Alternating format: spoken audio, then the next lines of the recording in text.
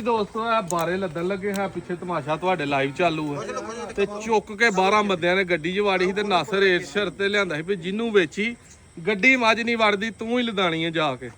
10 ਬੰਦੇ ਆ ਸ਼ੂਰਮੇ ਘੁਲਦੇ ਰਹੇ ਨੇ ਇੱਧਰ ਸ਼ਕਲਾਂ ਵਾਵੇ ਥਾਂ ਮਾਰ ਛੜਿਆ ਮੱਝ ਨੇ 8 ਬੰਦਿਆਂ ਨੂੰ ਤੇ ਵਿੱਚ ਨਹੀਂ ਵੜੀ ਨਾਸਰ ਆਇਆ ਤਹਿਮਤ ਬੰਨ ਲਈ ਹੈ ਤੇ ਹੁਣ ਵੇਹਨੇ ਆ ਵੜਦੀ ਇਹਨਾਂ ਕੋਲੋਂ ਕਿ ਨਹੀਂ ਮੈਂ ਤੇ ਉਂਝ ਇਹਨਾਂ ਨੂੰ ਆਖਿਆ ਸੀ ਕਿ ਨਾਸਰ ਆਇਆ ਤੇ ਕੱਲਾ ਵੀ ਮੱਝ ਵਾੜ ਦੇਗਾ ਕਿਉਂਕਿ ਸਾਰੀ ਜ਼ਿੰਦਗੀ ਦਾ ਤਜਰਬਾ ਤਮਾਸ਼ਾ ਹੁਣ ਲਾਈ ਵੇਖੋ ਦੁਆ ਕਰੋ ਤੇ ਮੱਝ ਵੜ ਜੇ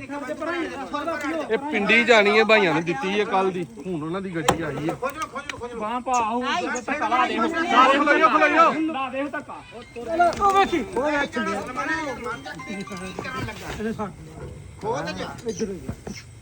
ਹਾਂਜੀ ਸਲਮਾਨਿਆ ਤੂੰ ਪਸਲੀ ਤੜਵਾਣੀ ਆ ਵੇਚੀ ਮੈਂ ਨਾਲ ਹੀ ਇਹ ਕਈ ਮੱਝਾਂ ਜੰਗਲੀ ਹੁੰਦੀਆਂ ਕਿਤੇ ਗੱਡੀ ਬੜੀਆਂ ਹੀ ਨਹੀਂ ਹੁੰਦੀਆਂ ਉਹਨਾਂ ਨੂੰ ਪਤਾ ਹੀ ਨਹੀਂ ਹੁੰਦਾ ਵੀ ਕਿਵੇਂ ਗੱਡੀ ਉਹਨਾਂ ਲਿਆ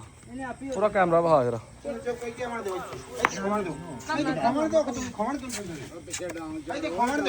ਖਲੋ ਜਾ ਇਹ ਨਹੀਂ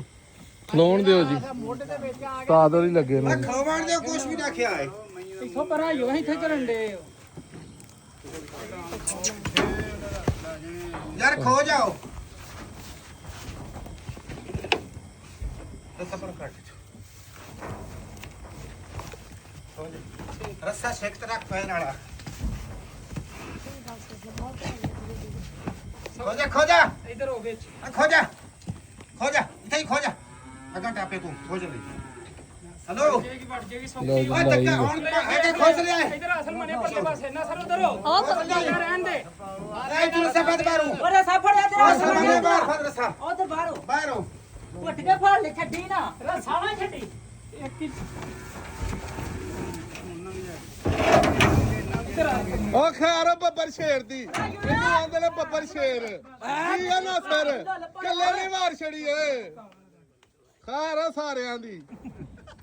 ਤੇਰਾ ਕਿਹੜਾ ਸੀ ਜਵਾਨ ਸਾਈ ਤੂੰ ਵੀ ਮਾਰਦਾ ਰਿਹਾ ਲੱਗੇ ਦਾ ਲਿਆਓ ਤੂੰ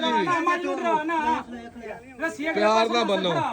ਸਾਈ ਹੈਡ ਮਾਸਟਰ ਆਏ ਨੇ ਤੇ ਹਾਈਸਾ ਵੜੀ ਹੈ ਕਿ ਨਹੀਂ ਹੈ